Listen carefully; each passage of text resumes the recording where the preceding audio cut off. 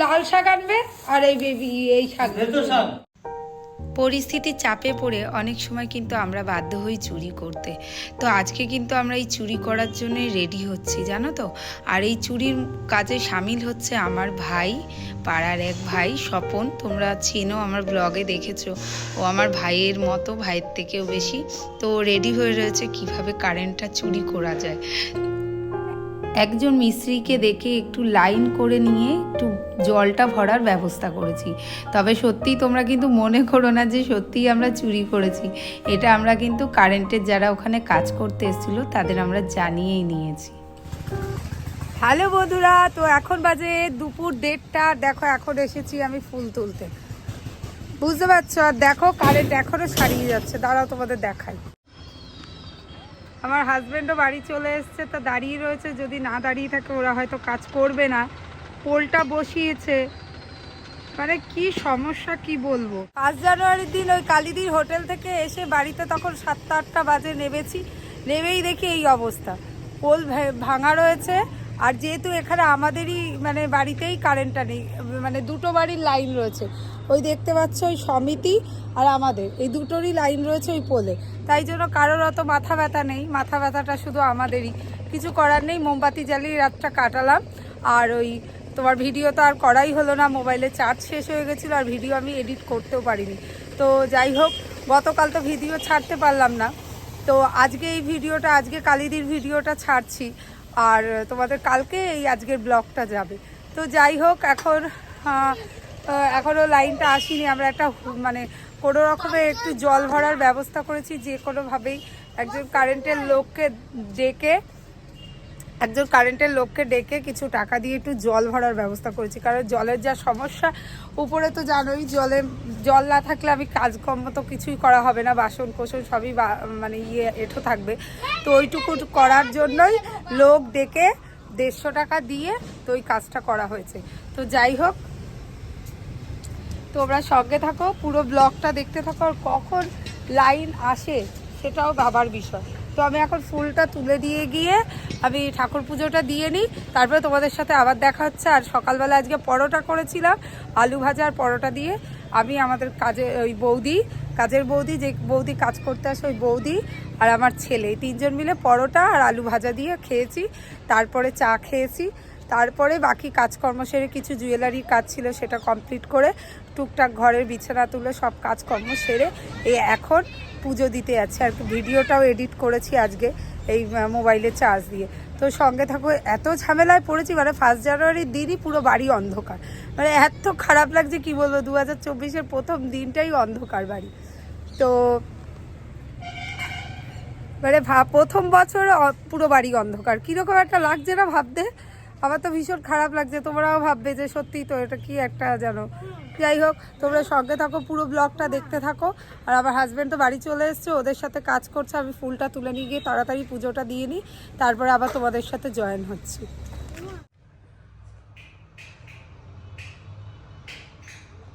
পরশুদিন 1 জানুয়ারির দিন ফিরে আসার সময় ভাবলাম কি বছরের নতুন বছর, প্রথম দিন তো ঠাকুরের জন্য একটু মালা নিয়ে যাই। তো মালা ছিল, এই মালাটা নিয়ে এসেছি গুরুদেবের জন্য।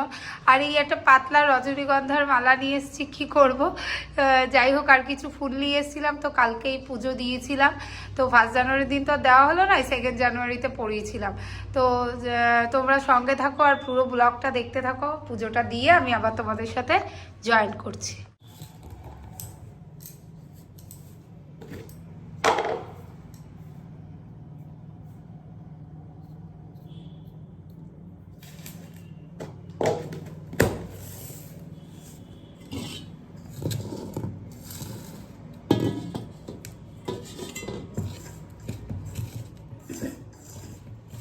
গুড ইভিনিং বন্ধুরা। তো দেখো,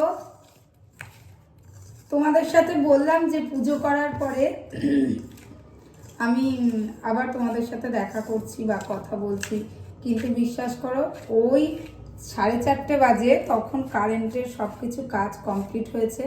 আমার হাজব্যান্ড স্নান করেছে, তাকে গরম জল করে দিয়েছি। কিন্তু ছোটো ছেলেকে পড়াতে চলে এসেছে, ছোট ছেলেকে ভাত খাইয়ে দিয়েছি। মানে খাওয়ানোর পরে আমার আর খাওয়ার কিন্তু সময় হয়নি, আর তোমাদের দাদাও কিন্তু আজকে খায়নি। তারপরে সন্ধে দিলাম, ভিডিওটা আপলোড করে আমি দুটোয় ছাড়ি, দুপুর দুটোয়, কিন্তু আজকে ছাড়তেও পারিনি। পরশু দিন মানে কালকেও ব্লগ ছাড়তে পারিনি, কারেন্ট ছিল না, কি সমস্যা যে ছিলাম কি বলবো। তো যাই হোক, এই সন্ধেবেলায় তো ভাত তো রয়েছে, আর শঙ্কর মাছের ঝাল করেছিলাম, আর কিচ্ছু করিনি। তো সন্ধেবেলায় ছানা করে দিলাম, তোমাদের দাদাভাইকে বললাম দেখো তোমার আর এখন ভাত খেতে হবে না, সন্ধে হয়ে গেছে, তাহলে একটু পাকা পেঁপে ঠাকুরকে দিয়েছিলাম, পাকা পেঁপে দিয়েছি আর ছানা করে দিয়েছি, ছোট ছেলেকেও ছানা খাইয়ে দিয়েছি, আমি একটু খেলাম। আমি ছানা আগে খেতাম না, কিন্তু এখন আমার শরীর প্রচণ্ড খারাপ বলে এখন একটু খাচ্ছি। তো যাই হোক, বেশি না, অল্প একটু খাই। আর তোমাদের দাদাকে দিয়েছি, ওদের দাদা খেয়ে গেল বাজারে, এখন ছেলে ফুচকা খাবে বায়না করছে। তা আমি বললাম তাহলে এখন আটাটা মাখি, তাহলে এখন দুটো দুটো রুটি খেয়ে নাও, বেগুন পোড়াবো, বেগুন পোড়া দিয়ে রুটি খেয়ে নাও, তারপর রাত্রিবেলা ভাত খেয়ে শুয়ে পড়ো অল্প একটু। তো এই জন্য রুটি করতে চলে আসলাম। আর আটাটা আমি চেলে রেখে জলটা ফুটিয়ে ঠান্ডা করতে দিয়েছি। আমি কিন্তু দেখো গরম জল ঠান্ডা করে তবেই আটা মাখি, এতে কি হয় জানো তো, গ্যাস হয় না। আর দেখো মানুষের তো বয়স হচ্ছে না, তো একটু বুঝে কিন্তু চলা উচিত আমাদের সকলকে। তাহলে আর বাড়ির যে পুরুষ মানুষগুলো আছে তারা কিন্তু প্রচুর পরিশ্রম করে বাইরে, আমরা তো বাড়িতে থাকি, যখন ইচ্ছা হচ্ছে খাচ্ছি, যখন ইচ্ছা হচ্ছে শুচ্ছি। মানে আমরা পরিশ্রম করি অবশ্যই সারাটা দিন, কিন্তু ওরা তো একটা মানে সময় বাধা থাকে না ওদের। দাদাদের কি হয়, পুরুষ মানুষগুলো বাইরে কাজে যায়, তাদের কিন্তু রেস্ট নেওয়ার সময় হয় না, তাদের ওই কাজের সীমাবদ্ধ টাইমটুকু কাজ করেই যেতে হয়। তো বাড়ির মানুষগুলো যদি আমরা মানে স্বামীর প্রতি যদি সেই খেয়ালগুলো না করি, তাহলে কিন্তু আমার নিজের থেকে একদমই ভালো লাগে না। আর আমার সত্যি কথা বলতে স্বামীর প্রতি যত্ন করা, স্বামীকে খেতে দেওয়া ঠিক মতো টাইমে, এগুলো আমার করতে ভীষণ ভালো লাগে। আর তোমাদের দাদা সকাল 6টায় বেরিয়ে যায়, আমি 6টার মধ্যেই রান্না করে দিই, কিন্তু এই শীতকালে কষ্ট হয়, বরফ হয়ে যায় জল, মোটরের জল, তবুও কিন্তু আমি চেষ্টা করি, হয়তো অনেক পদ করতে না পারলেও 2 পদ করে দিই। কিন্তু আজকে শঙ্কর মাছটা রান্না করেছি, তো দুপুরে যেহেতু খাইনি, আমি 2 পিস তুলে রেখে দেবো, কালকে সকালে জাল দিয়ে দেবো। 5টার আগে উঠতে হবে, 4:30 পৌনে 5টায় উঠলেই হয়ে যাবে। ওই মূলোটা রান্না করে ফেলবো, মশলাও করে ফ্রিজে রেখে দিয়েছি। আর আমাদের কাজের বৌদি আসার আগেই আমার রান্না হয়ে যায়, যেহেতু সকাল ভোরবেলা যায়, আর পরের দিন সেদিন বাড়ি আসে না, আর পরের দিন একটু দেরি করে রান্না বসাই। আর আমার ছেলে তো এখন ছুটি, 8 তারিখ থেকে স্কুল। প্রচণ্ড ঠান্ডা পড়েছে না? আর আমাদের এখানে জানো তো বাণীপুর মেলা, বাণীপুর লোকোৎসব, তো সবাই যাচ্ছ অবশ্যই জানি, তবে ঠান্ডা যাতে না লাগে বাচ্চাদের সেই কেয়ারটা নিয়ে যেও, মানে মাথা কান ঢেকে অবশ্যই যেও। আমার ছেলেরও তো খুব ঠান্ডা লাগে, আমি যার থেকে বুঝলাম যে বাচ্চাদের এই ঠান্ডার সময় বাইরে বেরোলে কিন্তু সত্যি ঠান্ডা লাগে, আর এত যে ঠান্ডা পড়েছে এত অবধারিত লাগবেই। তো আমার কিন্তু মেলায় যাওয়ার একটু ইচ্ছা নেই। আমার ছেলের স্কুলের মানে গার্জিয়ানরা কিছু ফোন করছে যে রুমা চলো চলো চলো, কিন্তু আমার সত্যি কথা শরীরে একটু এনার্জি নেই। আর বিকালবেলা পাশের বাড়ি এক বোন বলছে যে রেডি হয়ে যাব, বেরোবো, অনেক বলছে, ও বাপের বাড়ি এসছে 2 দিনের জন্য। তো সেই বোন বলছে চলো দিদি তুমি আমি যাই দাদা মিলে। তো ভেবেছিলাম যাব, কিন্তু ওই কারেন্টের কাজ আর কিছু সমিতির কাজ পড়ে গেল, আর আমি বেরোলাম না, ইচ্ছাও করছিল না, তবু ওর দিকে তাকিয়ে যাচ্ছিলাম। তো যাই হোক, এখন রুটিটা করব, করে বেগুনটা পুড়িয়ে তোমাদের দাদাকে দেবো। আর তোমার দাদা বলেছে আমি এসে বেগুন পুড়াবো। অলরেডি মেখে ফেললাম এইবার। আচ্ছা দাঁড়াও, তোমাদের একটা বেগুন দেখাই, এই দেখো কত বড় বেগুন। এই বেগুনটা প্রায় 4-5 দিন হয়ে গেছে, কিন্তু কড়া হয়ে ওঠেনি। এই শনি মঙ্গলবার এই দেখে দেখে বার দেখে দেখে আর খাওয়া হয়নি। তো আজকে বুধবার, আজকেই বেগুন পোড়াটা করব ভাবলাম। তোমাদের দাদা এসে গ্যাসে পুড়াবে, যতই আমরা বেগুন কিন্তু গ্যাসে পুড়াই না কেন, আমাদের কিন্তু সেই স্বাদ আসে না। তোমরা কি বলো জানি না, তোমরা প্লিজ কমেন্ট করে জানিও এটা সত্যি কি মিথ্যে। আমার তো মনে হয় তাই, যে উনুনে পোড়ালে যে বেগুনের স্বাদ আর তোমার গ্যাসে পোড়ালে সেই স্বাদ কিন্তু এক নয়। তবু এখন খেতে ইচ্ছে করলে কি করব, তো গ্যাসেই পুড়িয়ে নিই। রান্নাঘরের কীরকম আলো অন্ধকার, এই দেখো গ্যাসের এখানে ভালো করে কিছু শেয়ার করতে পারি না তোমাদের কাছে। সবসময় আমাদের কিন্তু অনেক কিছু অভ্যাস থাকা ভালো, কারণ কখন কোন পরিস্থিতিতে আমাদের কোনটা করতে হবে সেটা কিন্তু আমাদের আগে থেকে জানা থাকে না। এই যে 1 জানুয়ারির দিন চারিদিকে অন্ধকার হয়ে গেছিল, আমাদের বাড়ি পুরো মানে কারেন্ট চলে গেছিল, সমস্যা হচ্ছিল, তো তখন কিন্তু যদি মোমবাতিগুলো না রেডি করা থাকতো তাহলে কিন্তু বিপদেই পড়তে হতো। অনেক রাত হয়ে গেছিলো, তো বাজারে গিয়ে আনাটা যেত, আমার হাজব্যান্ড ছিল তাই হয়তো আনতে পারতো, কিন্তু যদি আমার হাজব্যান্ড বাড়ি না থাকতো তাহলে ওইটুকু ছেলেকে কোথায় রেখে আমি যেতাম। তো এই কারণেই না সব পরিস্থিতির জন্য সবসময় আমাদের রেডি থাকতে হয়। তো আর ইনভার্টার, সত্যি কথা বলতে ইনভার্টারটা আমাদের খারাপ হয়ে গেছে, অনেক দিন হয়েছে, কিন্তু এখন সে একটা ইনভার্টার কিনতে গেলে কিন্তু প্রায় 20,000-25,000 টাকা দাম। তো এখন আমরা ঠিক এটা নেওয়ার মানে মুহূর্তে নেই, কারণ আমরা এখন এটা নিতে চাই না। তাই সেই কারণেই মোমবাতিগুলো এনে রেখেছিলাম, যে কোনো সময় যদি কারেন্ট চলে যায় তাহলে মোমবাতি দিয়ে কাজটা মেটানো যাবে। আর সত্যি কথা বলতে কি, এখনই ইনভার্টার আনবো এরকম বিলাসিতাও আমাদের নেই, যে এক্ষুনি খারাপ হয়ে গেছে বলে এক্ষুনি আমার ওটা লাগবে, সেটা কিন্তু নয়। আগে যখন ইনভার্টার ছিল না তখন কিন্তু আমরা ওইভাবে হেরিকেন বা মোমবাতির আলোতেই কিন্তু আমরা কাজ করেছি, তাই না? আর এখনও অনেক বাড়ি আছে যেখানে মোমবাতির আলো বা হেরিকেনের আলো জ্বালিয়েই রাত কাটানো হয় কারেন্ট চলে গেলে। তো সেই দিনটা আমাদের খুব অনুভব হলো যে আগে যেরকম পরিস্থিতিতে আমরা ছিলাম, আর তখন সময় তো প্রচুর কারেন্ট যেত, কিন্তু এখন কিন্তু সেইভাবে আর কারেন্ট যায় না, তাই না বলো? এখন কারেন্ট গেলে ওই হয়তো 1 ঘন্টা কি আধ ঘন্টা, বড় জোর 2 ঘন্টা হয় কোনো সময়। আর খুব প্রাকৃতিক দুর্যোগ হলে তো কারেন্ট অনেকক্ষণই থাকে না, সেটা তো আলাদা ব্যাপার, সেটা প্রকৃতির হাতে সব কিছুই। তো যাই হোক, ওই কারণেই না আমাদের সব কিছু শিখে রাখা উচিত, আর আমাদের মতো মধ্যবিত্ত ঘরের সব কিছু অভ্যাস থাকাটাই উচিত।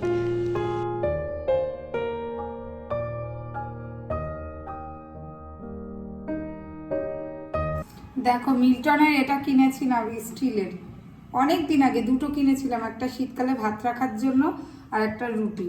এত ভালো, তোমাদের কি বলবো, এটা ফ্লিপকার্ট না মিশো, ফ্লিপকার্ট থেকেই কিনেছিলাম, কিন্তু ভীষণ ভালো, তোমরা কিন্তু কিনতে পারো, পুরো স্টিল। দেখো এই যে মিল্টনের, আর কিন্তু এটা কিন্তু ভীষণ ভালো, গরম থাকে, যদি পুরো ভর্তি তোমরা রাখতে পারো। এর ছোট সাইজটাও আছে, একটা ছোট সাইজও নিয়েছিলাম, তো সেটার ঢাকনাটা এতটাই মানে কাজ বলে একটু ভেঙেও গেছে, জানো তো।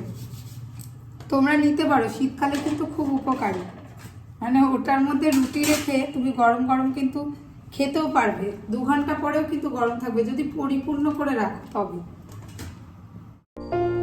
রুটি বেলার সময় আমি আটার গুঁড়োটা বেশি ব্যবহার করি না, ওই কারণেই কিন্তু আমার বেশি ঝাড়াও লাগে না, রুটিটা এমনিই পরিষ্কার থাকে। আর ওগুলো যদি থেকে যায় তো পুড়ে যায় যেন রুটিগুলো, তাই না বলো? ওই জন্য আমি কিন্তু আটা বেশি দিই না। আর রুটি করার সময় আমি একসাথে বেশি করেই রুটিটা করি, কারণ ওই একটা একটা করে না আমার যেন সময়, মানে কি বলবো, সময়ের ভীষণ মূল্য। একটুকু সময়ও আমাদের হাত থেকে সরলে মনে হয় কতটা সময় চলে গেল, আমাদের অনেক কাজ করা হলো না। তো যাই হোক, আমি একবারেই 10টা করে রুটি এইভাবে তাওয়াইতে কিন্তু করে নিই, তাহলে কি হয় আমার যেন কাজটা তাড়াতাড়ি এগিয়ে।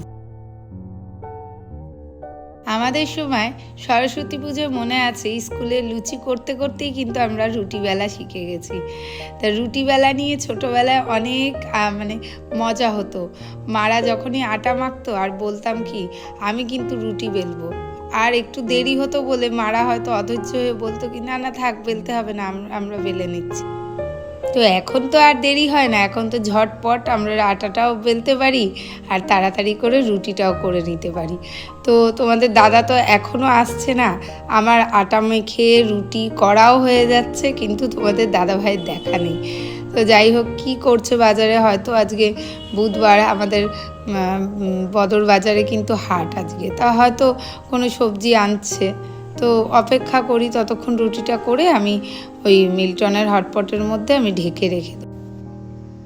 এইভাবে গরম জল ফুটিয়ে ঠান্ডা করে যদি তো তোমরা আটাটা মাখো না, দেখবে খাওয়ার সময় এতটা নরম রুটি, আর একেবারেই গ্যাস হবে না। আর দেখো রুটিগুলো কিন্তু টইটুম্পুর করে ফুলেও যাচ্ছে।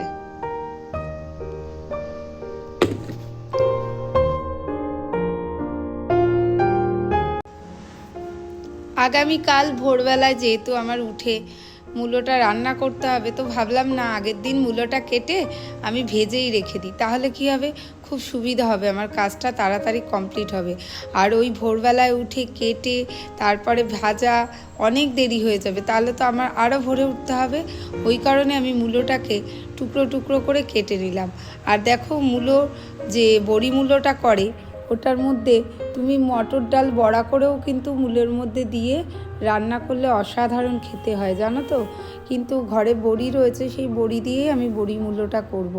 তো দারুণ টেস্ট হয়, আমার মার কাছ থেকেই আমি এই রান্নাটা শিখেছিলাম, ঘি গরম মশলা দিয়ে অসাধারণ একটা নিরামিষ রান্না এই বড়ি মূলো। তো যাই হোক, এই বড়ি মূলোটা করতে গেলে কিন্তু মূলোটাকে ঠিক সমানভাবে একই রকম করে কাটাটা উচিত, তাহলে কি হয়, সবজিটা দেখতে খুবই সুন্দর লাগে।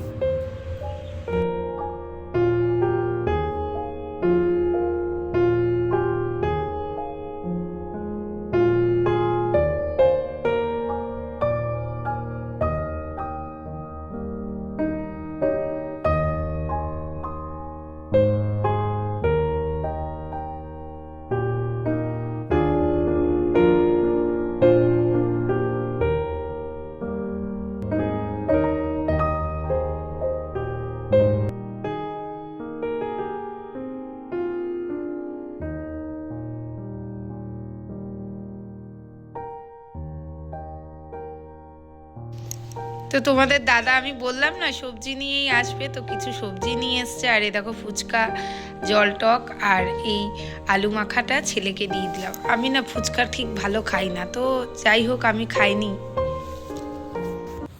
না কি বাজার করে এনেছো আবার? বেগুন বেগুন এই একটা ওটা দেখেছি, ওটা দেখিয়েছি। আর ওই দেখো গাজর নিয়ে এসছি, ওইটার করবো জুস, স্যুপ খাবার, ওই জুস গাজর অনেক। আর তোমার আখের গুড় নিয়ে এসছি, রান্নায় চিনি দিবা না, বুঝলেন? ঠিক আছে। আর রুটি শেখাটা কোথায়? পালং শাক পাওনি না? এই সময় লোকে পালং খায়, তোমার মনে হয় পালং শাকে অ্যালার্জি, বুঝতে পেরেছি। কি পরিমাণ ভিটামিন পালং শাকের, পালং শাক আনবে না? এত ভালো লাগে, গাজর টাজর বিন দিয়ে সব শুদ্ধ সবজি দিয়ে পালং শাকটা খেতে এত টেস্ট লাগে শীতকালে। তাও পালং শাক মোটে আনবে, শুধু লাল শাক আনবে আর এই শাক, তা বেতো শাক পালং শাক তুমি আনো, টক পালং সবাই খায়। তোমাদের দাদাকে আমি ডেইলি একটা করে পাতে শাক দেওয়ার চেষ্টা করি, কারণ শাক খেলে তো চোখ ভালো থাকে, আর বয়স হচ্ছে আমাদের। তো যাই হোক, ওই শাক, লাল শাক এনেছে আর বেতো শাক এনেছে, তো বেতো শাকটাই ভোরবেলায় রান্না করব, আর লাল শাকটা করব শুক্রবার দিন। এদিকে তোমাদের দাদা কিন্তু বেগুন পোড়া বসিয়ে দিয়েছে, আমি একটু নাড়াচড়া করে দেখলাম। তো যা ওই আগেই বলেছি যে গ্যাসে পোড়ানো আর উনুনে পোড়ার স্বাদটা কিন্তু টোটালি আলাদা, তাই না? তো যাই হোক, এদিকে কিন্তু আমি মূলো সেদ্ধটা বসিয়ে দিয়েছি, ওটা জল ঝরিয়ে আমি ভেজে রেখে দেবো। তো ভাত খেয়ে, আমি শঙ্কর মাছ ছিল 1 পিস মাছ দিয়ে ভাত খেয়ে নেবো, ভাত খেয়ে আবার শুয়ে পড়বো তাড়াতাড়ি, 4:30 তো উঠতে হবে, তোমরা তো শুনলেই। আর কি করে উঠবো আমি জানি না, কি ঠান্ডা। তো আজকে বুধবার, কালকে বৃহস্পতিবার, তো কালকে তোমাদের সাথে আবার নতুন কোনো ব্লগ নিয়ে দেখা হচ্ছে। তো আজকের মতো টাটা, গুড নাইট। আর ভালো লাগলে অবশ্যই সাবস্ক্রাইব করে দিও, আর এইভাবে আমার পাশে থেকো, তাহলে কি হবে, আমি নতুন ভিডিও বানানোর জন্য অনেক আগ্রহ পাবো। ঠিক আছে, গুড নাইট, টাটা।